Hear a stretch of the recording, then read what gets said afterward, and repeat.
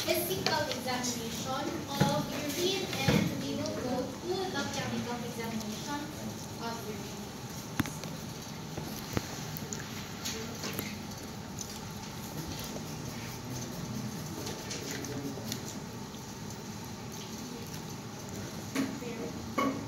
Loading.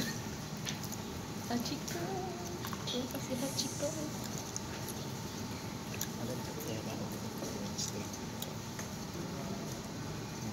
Ay, katong, ano sa itong promo nila? Balik kag Hindi na magana. Ay, dili. Because, Mayroong budget. dili mo din mo ko avail ko. Dili, siya may nag-ingon. Siya may nag-ingon. Siya di, wala ata dili sa school. Ay? Wala sa school. So, what's it? Pero silang all nationwide. Sa nationwide. All stores. Only in select stores. Available nationwide pero only on a select. Kichi? Cute? What do I avail? Coffee and donut. Pero ito na. 240. Tatunod no? Mag-quiz na rin mo, sir. Dunkin Donut? Almost there. Let me see. Almost there, ma'am. Almost there. May gana na ito. Gabi na nga. Nangatang hindi tag-iya.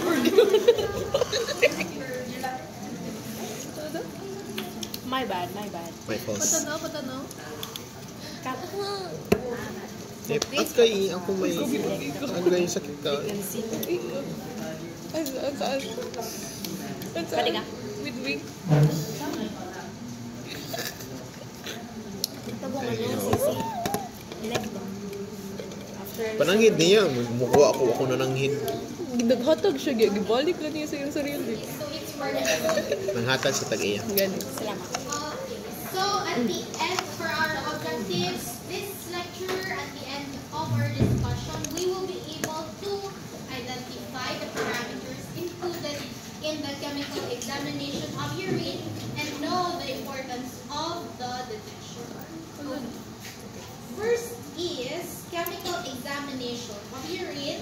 This uses the reagent test strips, which provide simple, rapid means of performing medically significant chemical analysis. Very simple and rapid. Because ang reagent test strip is just a strip lang yun, and you will dip that on the urine sample, and after some time, maybe 120 seconds pinakadugay na waiting time for our reagent strip testing, then you can already have the result. So it's very quick and very simple, very cost efficient. Kay naana kay test result with just cheap price. Okay? And then chemical test strips. This is chemical impregnated absorbent pads attached to a plastic strip. Color producing chemical reaction once absorbent pad comes in contact with the urine. Reactions are interpreted by comparing the color produced on the pad within the required time frame on the chart provided by the manufacturer. So, you will take note of the required time frame because each analytes in the reagent strip has required time frame. Like for example, yung blood or any other, like they are only measured about 30 seconds. So after 30 seconds, after dipping the reagent strip in the urine, after 30 seconds, you can already compare that to the bottle kung saan siya nabalok. Same ang color. So if color is yellowish, and then that yellowish color will correspond to a certain value, then that will be the result.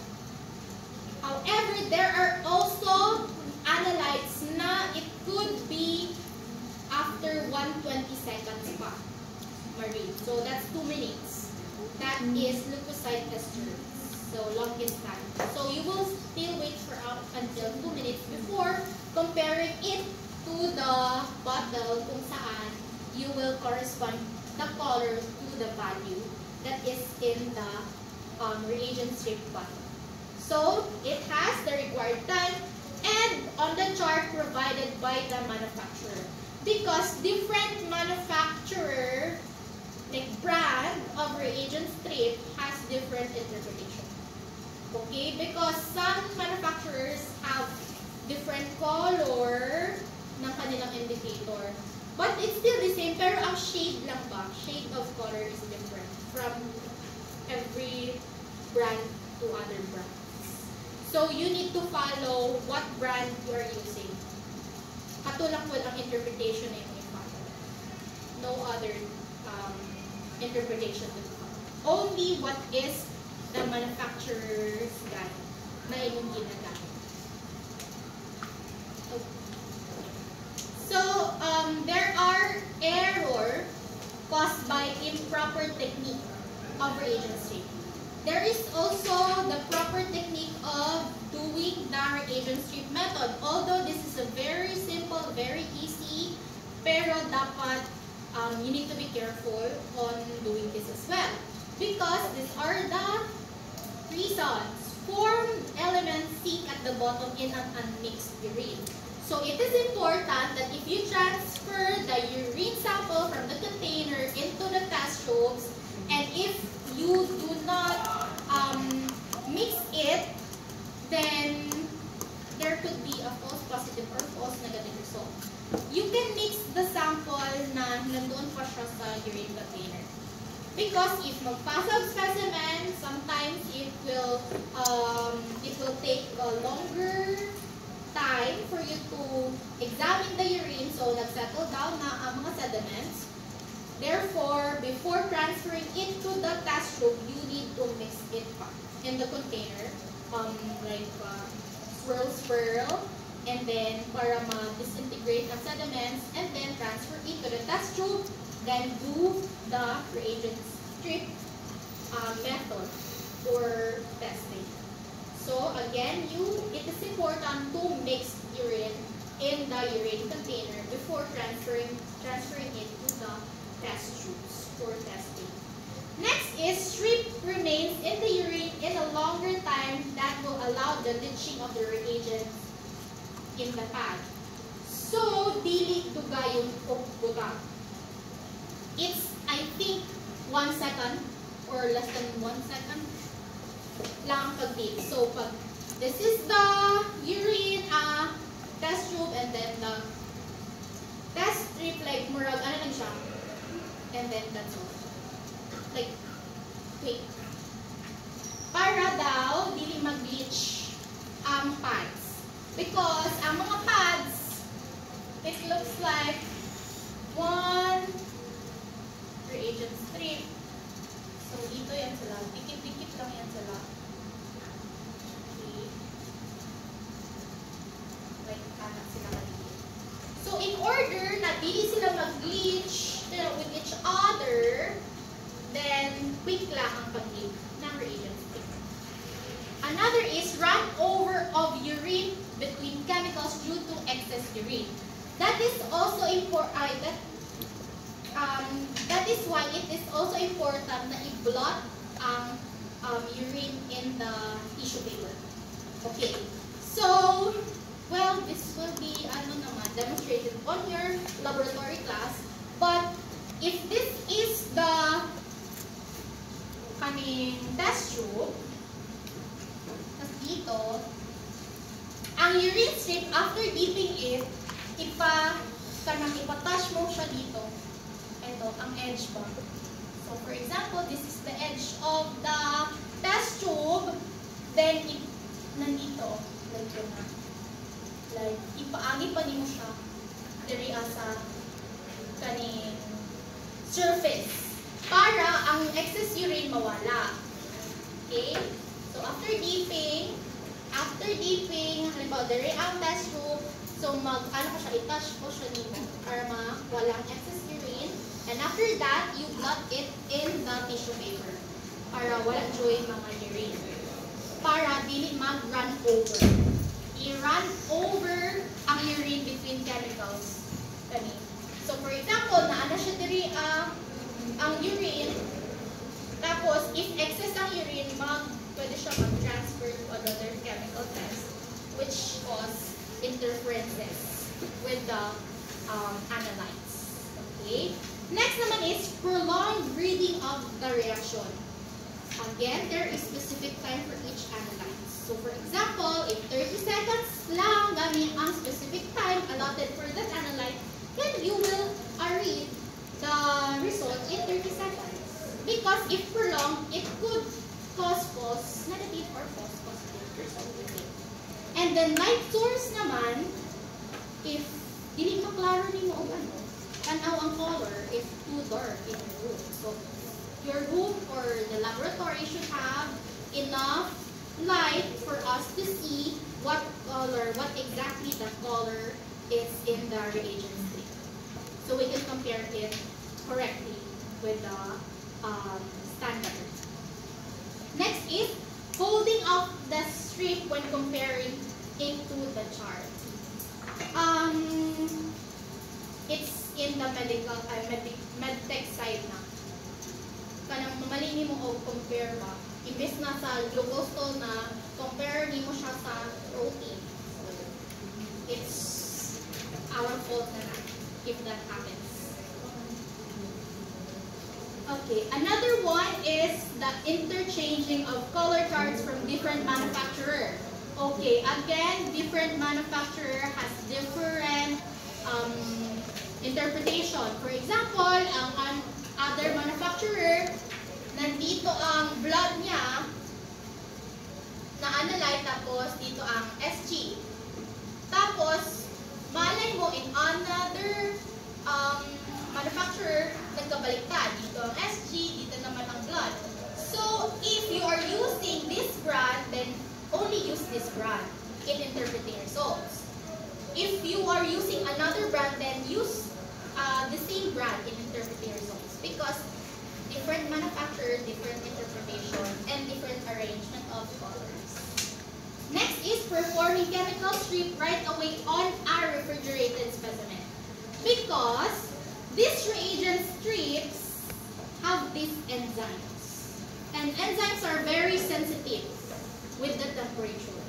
So, if refrigerated ang inyong specimen, you need to stand it in a room temperature first. Okay, para dili mag-deteriorate and the enzymes will not be affected. Okay, because again, ang chemical strip, it has enzymes. Uses enzymes to produce reactions. Okay, so another thing is the handling and storage of our reagent strip. In handling and storage of reagent strip, we will consider this. Protect test strips from deterioration due to moisture, volatile chemicals, heat, and light. Same thing with other chemicals. We need to store them in a dry place.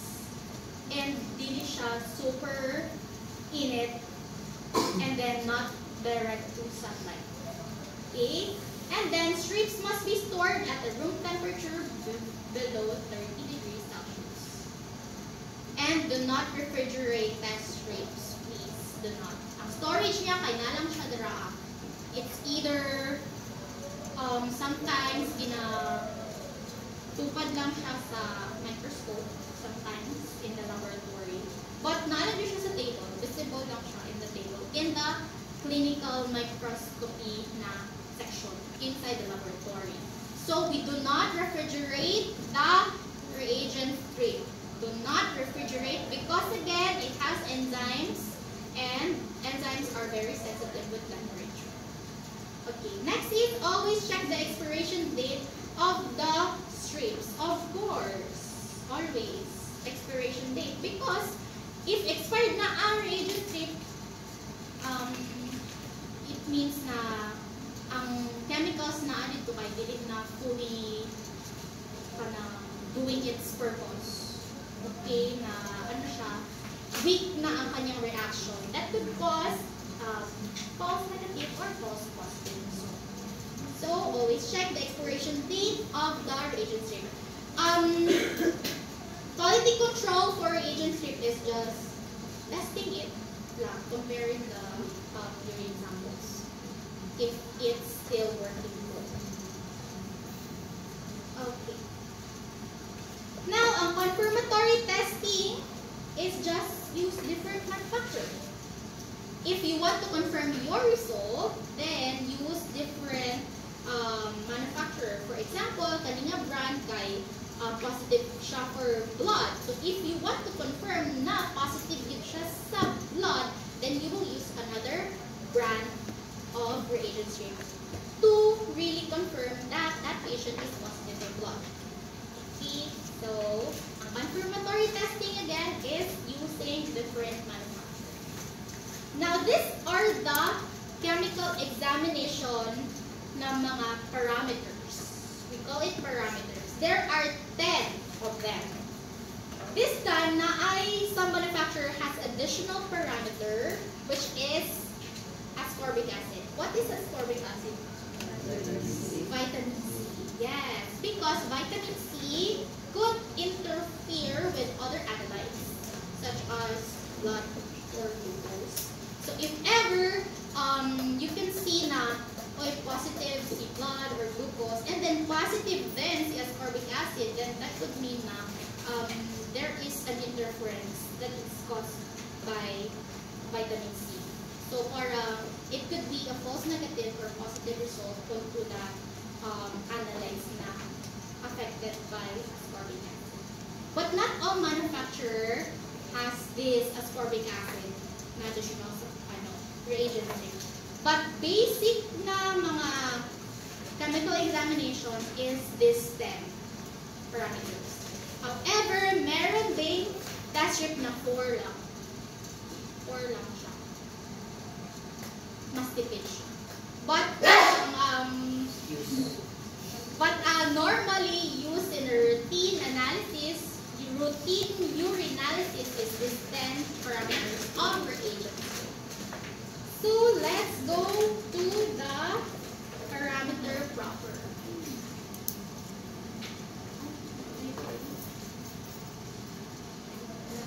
Okay. So nandito naman si reagent strip. Ay specific gravity. Okay. So ang strip reaction based on the, again, ang kanyang principle, remember, principle of specific gravity in reagent strip testing is the change of pKa of a polyelectrolyte in the alkaline medium. So this is based on the number of hydrogen ions na released in the polyelectrolyte. And then if hydrogen ions that is released is increased, therefore causing the urine to be acidic. Yeah, acidic.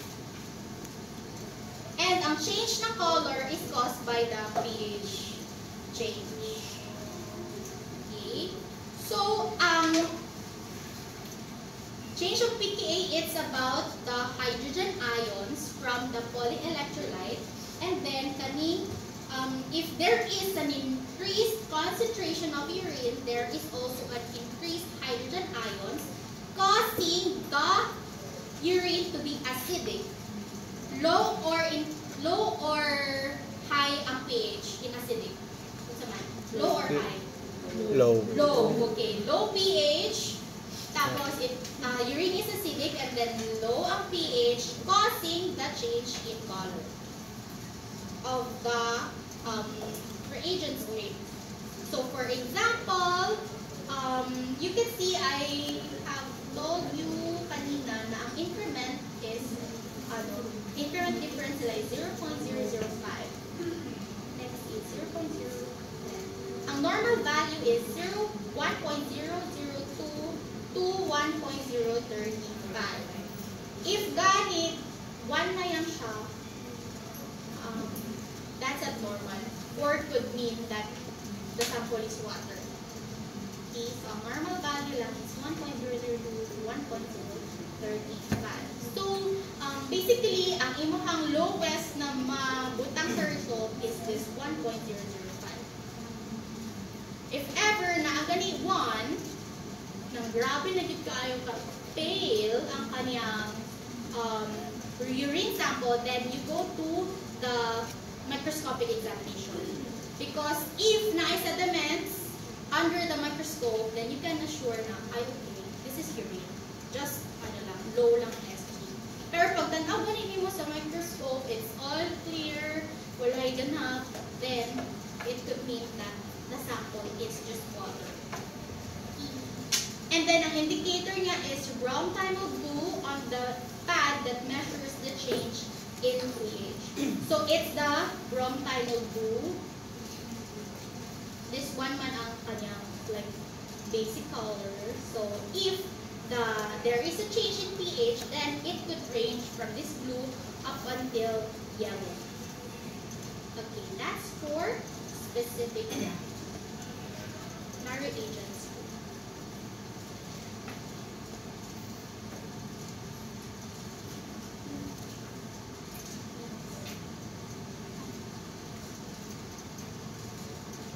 Okay, ang clinical significance naman ng ating specific gravity is that it monitors patients' hydration and dehydration state and loss of renal tubular concentration ability, diabetes insipidus, and determination of unsatisfactory specimen due to low concentration. So again, it's still the hydration state of the patient ang kanyang measurement, or you will measure the dehydration state of a patient through specific gravity. Tapos, renal tubular concentration, because ang renal tubular concentration, we have this tubular reabsorption.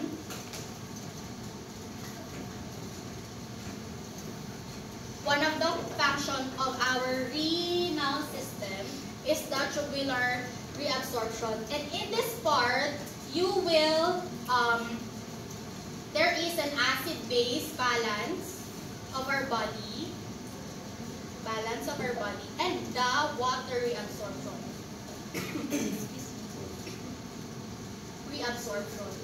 So in this case, you will measure how functioning our renal tubules is if there is concentration or increase or decrease of concentration in our urine. So para mabalaan ang function again ng ating tubules, ang one of the measurement is specific gravity, because ang specific gravity, it measures the tubular reabsorption of our tubules in our kidneys. Again, ang specific gravity, this is to measure the tubular reabsorption of our nephrons, or the parts of our kidneys. Because ang tubular reabsorption, this is a normal function that monitors or that balances acid base in our body and the water reabsorption in our body. So SG, measuring concentration of urine, that is significant or correlating to the function of tubular reabsorption. Again, SG, it's for the concentration of urine, measures the concentration of urine, and concentration of urine is proportional to or correlates to the function of our nephron, which is the tubular reabsorption. To make sure if our kidneys is still functioning well with reabsorbing water and maintaining the acid-base balance of our body. Next is diabetes insipidus. Again and again, nandito si diabetes insipidus because anong hormone gani ang lacking sa diabetes insipidus? Antidiuretic Okay, hormone. it's the ADH or antidiuretic hormone, which is responsible in water reabsorption in our body. And if it's decreased or dysfunctional, then wala reabsorption of water, then the water will just be excreted in the urine. So, SG could be one of the measurements to determine diabetes insipidus. Next is determination of unsatisfactory specimen due to low concentration. Therefore, if low concentration, dili kayo dapat analyze inside the urine. So, parang unsatisfactory siya. Dili concentrated or the analytes are not kanang fully in the urine sample. Hindi siya full blast ang mga analytes na nasa urine sample. Because if concentrated, then we could see or differentiate that there is an increase of this kind of analytes. But if it's low, then hindi ka ay appreciate it. Well, because normal na ang person. Okay, next is pH. pH, the kidneys are the major regulators of the acid-base content in the body, and a healthy individual usually produces a first morning specimens with slightly acidic pH of 5 to 6 and a more alkaline pH usually after meals. Because after meals na ay tinatawag na alkaline type where you eat maybe vegetables, so it could cause your urine to be basic rather than acidic. Also, other causes of basic urine or high pH level is UTI because of bacteria again, and then those urease producing bacteria, because this urease break down urea into ammonia, and ammonia causes the increase of pH for making the urine basic.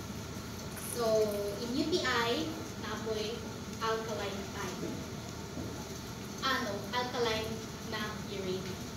Okay, normal random urine pH can range to 4.5 to 8.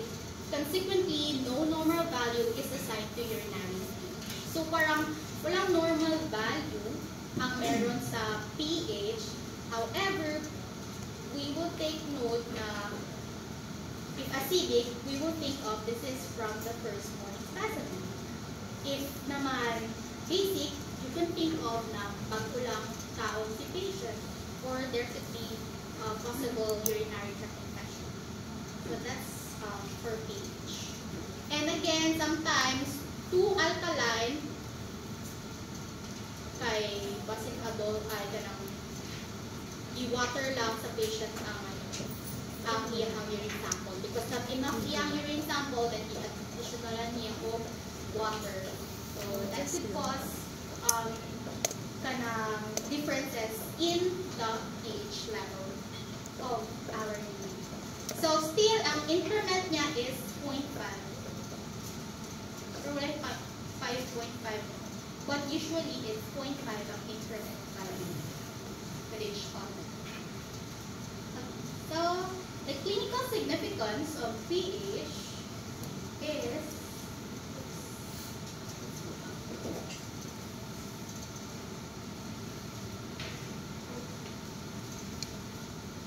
the clinical significance of pH is that determination of acid-base systemic disorder, determination of metabolic disorder, determination of respiratory origin, management of urinary conditions that requires urine to be maintained at specific pH, and maintaining an acidic urine can be valuable in treating UTIs caused by urea-speaking organisms.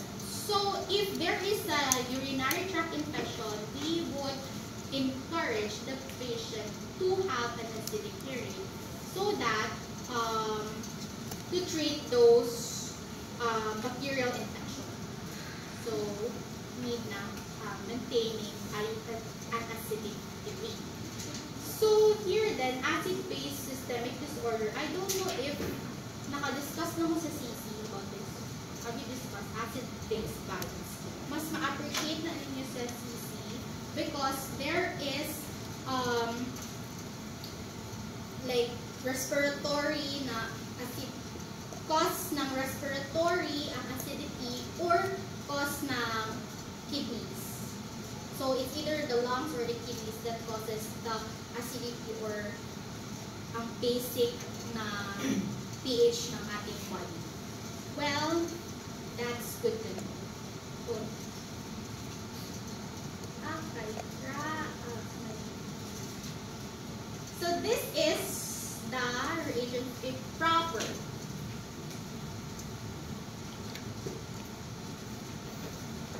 Ang normal result ng pH natin is from 4.5 to 8.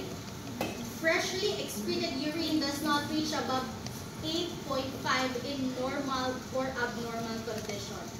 And take note that you will read it in 60 seconds. Again, ang first morning urine is slightly acidic of about 5 to 6 na pH. And pH is important in identification of crystals observed during microscopic examination of urine sediments. Because you can remember that amorphous urates, amorphous phosphates.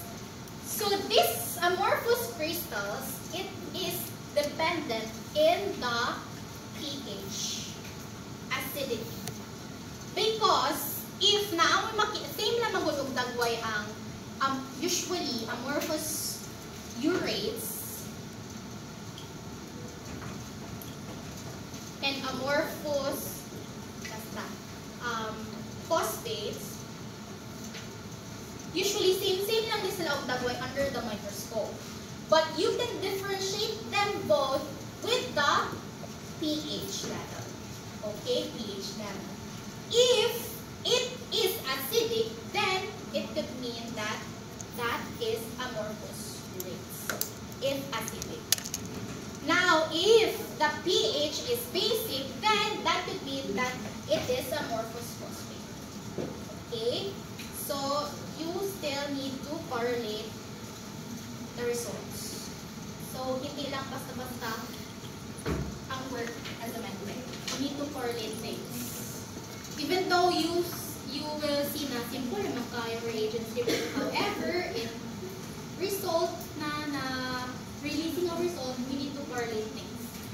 Because for example, mag-ingon ka dito na ang pH niya kay 5.0. And then, mag-note ka dito, amorphous phosphate is seen. So, dito siya mag-coincide with each other. Because acidic, tapos amorphous phosphate yung denote dito So, you still need to make your brain work as a medical technologist on duty. Okay. Now, reagent-strip reactions, multi-stick and chem-strip brands. So, there are two brands, the multi-sticks and the chem-strip brands. Both manufacturers use a double indicator system. So, this is the principle of our pH. Remember, ang principle ng pH is double indicator system. Double indicator because it uses methyl red and bromthiol. If you remember in our specific gravity, kung saan gina-use? Yeah, it's the bromthiol too. Okay? So, here sa pH, it uses two. It's the methyl red, remember methyl red, and bromthiol 2. If methyl red, ang methyl red nag-produce of color change into red to yellow, ang pH range niya is 2, 4 to 6. So it means, indicator siya for acidic. Okay, ang methyl red. Ang color, it ranges from red to yellow. But if naman ang pH ranges from 6 to 9, that's basic urine, then ang bromthioblue will turn into yellow to blue color. Okay. Let's go back to yung reagent strip. So, red to yellow, yellow to blue. Okay. Gets na easy lang. Okay, again, ang principal, double indicator system, and there are two na ginagamit, methyl red and bromthioblue. That's for pH. Next is protein. Okay. Protein or proteinuria is the most indicative of renal disease. But demonstration of proteinuria doesn't always signify renal disease, but its presence requires additional testing because proteins, a lot of proteins in our body, and the major constituent of our protein that is seen is what? It's a protein, a major. That is major in our body. It's the albumin. Okay, ang albumin. So, it means na if there is a positive protein in the reagent strip, we will still need to have an additional testing. Kasi, because there are a lot of proteins in our body, it could just be hemoglobin. Hemoglobin is a protein because it has globin. Okay? Or it could be albumin. Okay? And if albumin or bilirubin, then that could be an indicator of some renal diseases. So, ang test na niyan is including Best-Jones protein test, microalbumin test, and yung next na slide is the micro test and albumin creatinine measurement. Okay. So first is the additional test that you will do if there is a positive protein on the reagent strip is the Best-Jones protein test. This BJP, this is a pre-renal proteinuria caused by the conditions affecting the plasma before it reaches the kidney. This is associated with multiple myeloma. So therefore, a problem is nasa blood, okay, affecting the plasma. It's still in the blood and not in the kidneys. So it's not renal disease. It's somewhere in your immune system. Multiple myeloma man kasi is an immunity disease. This is in our immune system, not in the renal disorder. Therefore, again, we need to double check, additional test. For example, again, if positive protein in the reagent strip, you need to have an additional testing. One of that is the testing for BJP, Best-Jones protein. And this will, if this is positive, therefore we will not think of renal diseases, but it is multiple myeloma that is causing the positive protein in the reagent. Okay, again, it's not the kidney disease that is causing the protein, the positive protein in the reagent strip, but the multiple myeloma. And then, multiple myeloma, it's not a renal disease, but an immune system disease. So, we could think na the kidneys is still functioning well. It's not diseased, but our immune system is. Okay? So that's Best-Jones protein. How to do that? I think we will do that in our AUF laboratory, if I'm not mistaken, or sa IS siya na belong. But ang process niyan is like you boil the urine, and then up until 40 to 60 degrees Celsius, na precipitate urine. But if we boil it into 100 degrees Celsius, yung precipitate will be clear. Wala nang precipitate in the urine. However, if mabalik na naman siya in the room temperature, if the precipitate, magpakita again ang precipitate, then therefore that is positive for Best-Jones protein. that is how you will test menstrual flow. Again, sige. Again, ang pag-test ng BJP, boil up until 40 to 60 degrees. So, naapa na siya precipitate. Tapos, if maabot ng 100 degrees Celsius, this precipitate will disappear. Tapos, after this one, back to the room temperature or like the normal temperature. Tapos, if kaning precipitate will reappear, then therefore, this is positive for menstrual flow. And will help in diagnosing what again? BJP is positive. It will help in the diagnosis of multiple myeloma. Okay? It will help lang. Kasi there are also another tests that could be indicative of multiple myeloma. And one of the tests for multiple myeloma is menstrual flow. Okay. Next is microalbumin test. This is renal proteinuria caused by damage of the glomerular membrane or tubular dysfunction. So kanina siya, it means it's in the kidney na din na damage. Tubular dysfunction. Microalbumin means gagmay na albumin. Albumin is a protein, so it is not normally seen in our urine. Okay, so if there is a detection of microalbumin in our urine, then it could mean that there is a tubular dysfunction or glomerular membrane na dysfunction. Next, micro test. Okay, micro test is post-proteinuria. At-risk patients will monitor using random urine or first morning urine.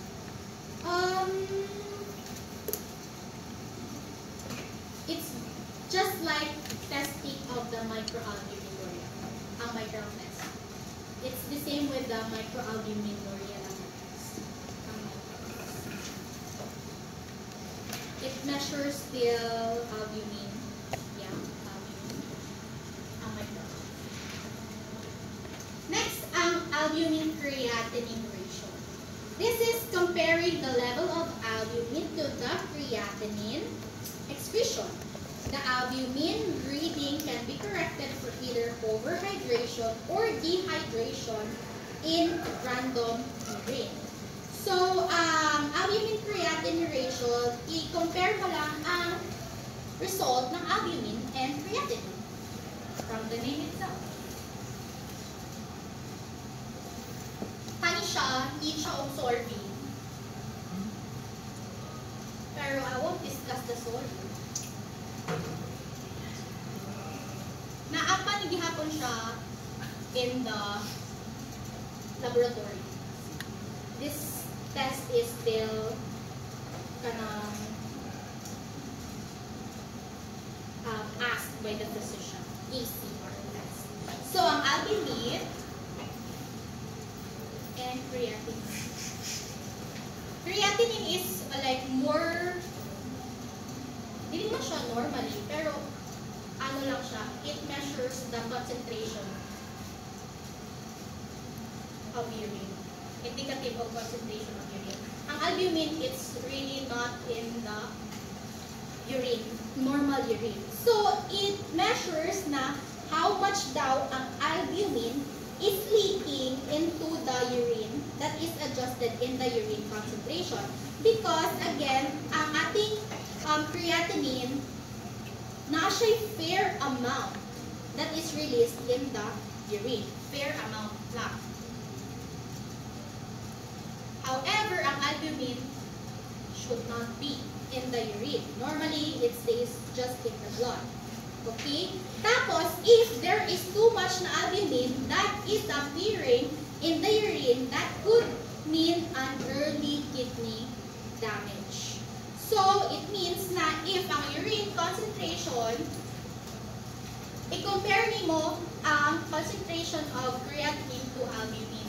So, if ever mas taas ang albumin, increase ang ACR nimo, therefore, mas increase ang albumin compared to creatinine. Dapat, dugo na siya. Of course, dugo ganin. Okay, I'll repeat, okay? I'll repeat. Albumin, dili siya dapat sa urine makita. Normally stays in the blood ang albumin. Ang creatinine, naa siya fair amount that is released in the urine. Okay? So, therefore, if, ano man yan siya, like kanang division ba? So, if there is an increased albumin, therefore, increase ang ACR level, AC ratio, that could mean na there is renal damage. Kasi, if increase AC ratio, then kani ang albumin ang increase. And then, ang albumin paya is not normally seen in the urine. Okay?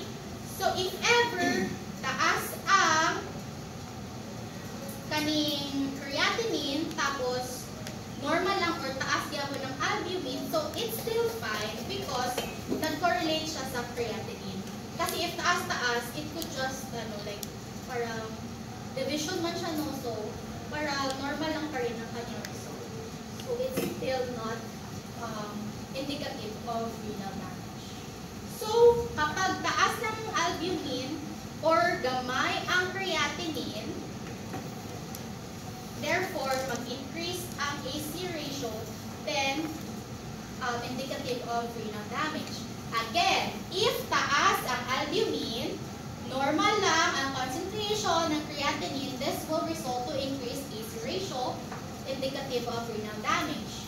If increased ang albumin, increased pod ang creatinine, therefore, ang resulta na sa AC ratio is just normal lang, kasi statement sila taas, therefore, not indicative of renal damage.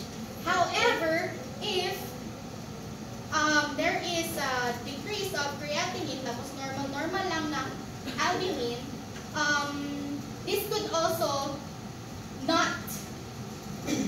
this could also indicative of renal damage. Kahit ano man gyapon siya, taas man gyapon ang AC ratio. So, you will depend on the measurement of AC ratio. If it's increased, then it is positive for renal damage. Okay? Because creatinine man din good, sabi dito, fair amount lang siya. So, hindi din naman na super increase. If you hear from like dialysis patients, you will hear from them na ang first na results kanilang test request in the laboratory is increased creatinine. Which means wala na nag-filter of mga ilahang kidneys. Therefore, there is an excess na secretion of creatinine in the kidney. So, wala na tarong of filter. Because our kidneys, they filter. Okay? They filter nutrients and other substances in our blood. And, gina-excrete lang ang katong dili na useful or waste. And then creatinine is useful in our blood, in our body, and again, fair amount lang dapat ang ma-release or excreted in the urine in case of creatinine. Nasaktan ang AC ratio. Okay. Saktan ha. SC1 ha. Oh, naapil. Okay. So, this is the reagent strip proper of protein. Ang normal result is less than 10 mg per dl. So, it means nagyapon. Nagyapon 10 mg. Normal. Okay, because of the creatinine again. And then, ang reading time niya is 60 seconds. So, after again, dipping it in the test tube with the urine, so you will wait for up until 60 seconds. And then, after 60 seconds, you can now compare it to the, this one.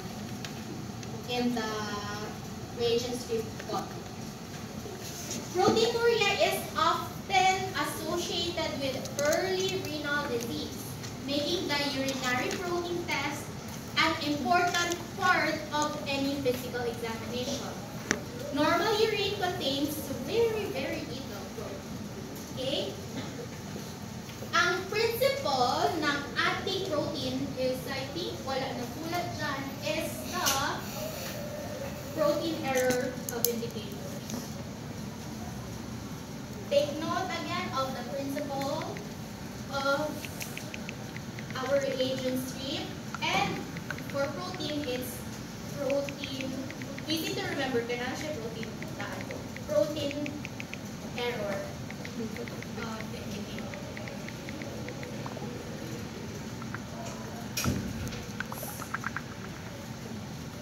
So, ang reagent strip in the multi-sticks o chem strip na siya different na component. Tetrabromophenols glue ang sa multi-stick. Tapos, ang ginagamit naman ng chem strip is tetrabromosulfonaphthalate. Again, ang multi-sticks and chem strip, these are different manufacturers. So, na-emphasize ako kanina, if you're using multi-sticks, then you use multi-sticks as comparing the results or using the results. If you use chem strip, then use chem strip all throughout the process. And if you want to have like to make sure if it's correct, then you can use either of the brand you're using. So if you are using chem strip, to make sure na tama ang results sa chem strip, you can test it again using the multi-sticks.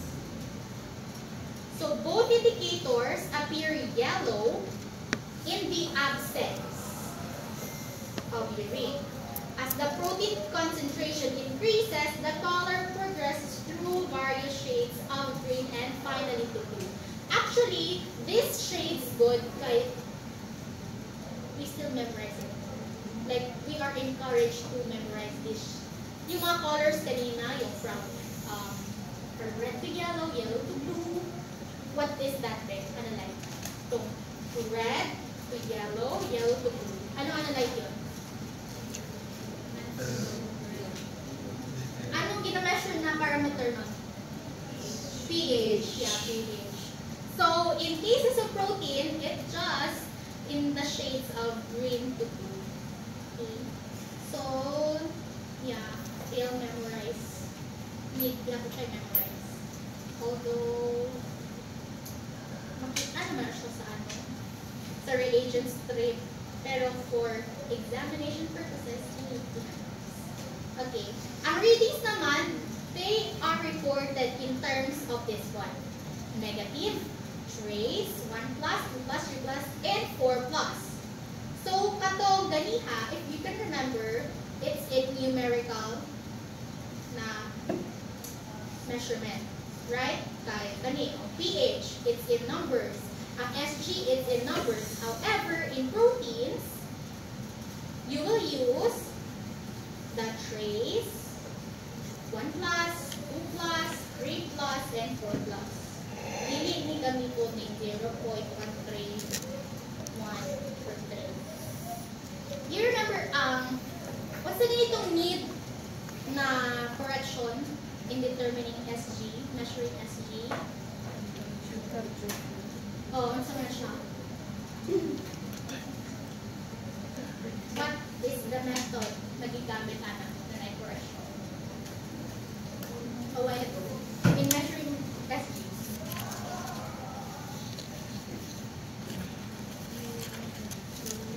Urinometer. So if you can see here, na ay what? So if gani ang imong urine sample na ay naadiriya color, so you will pilaman, subtract or add sa correction in urinometer. Subtract or add if there is a 1 gram per deciliter of protein. Subtract. How much shall I subtract? 0.003. Okay, it's 0.00. Okay? So if ever ang protein is my 1 grams per dl, then you question in your urinometer. But that is for urinometer. That is for urinometer. Pero we're using the reagent strip right now, so dili na need mag-solve. But if ever you will use urinometer, which is impossible na, then okay, you can use this. You can use that correction that we discussed a while ago. Okay, so it's already 3:45. Should we continue? Okay. I don't think we will finish this. We are still on the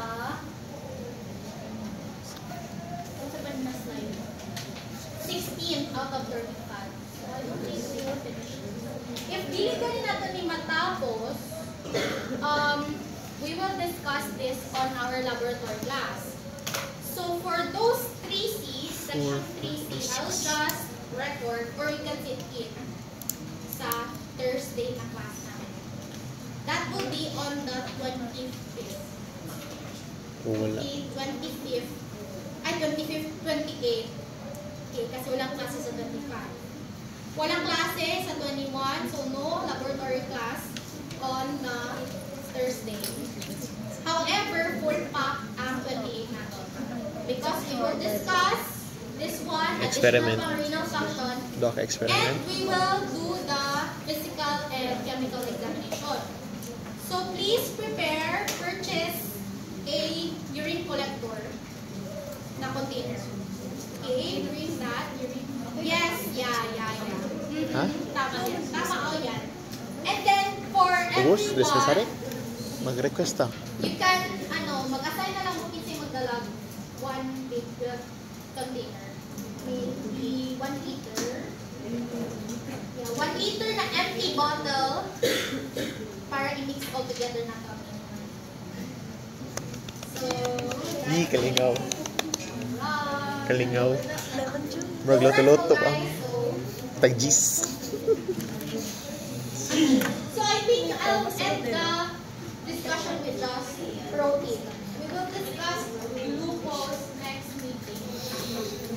Meron pa, let's go back to the first slide.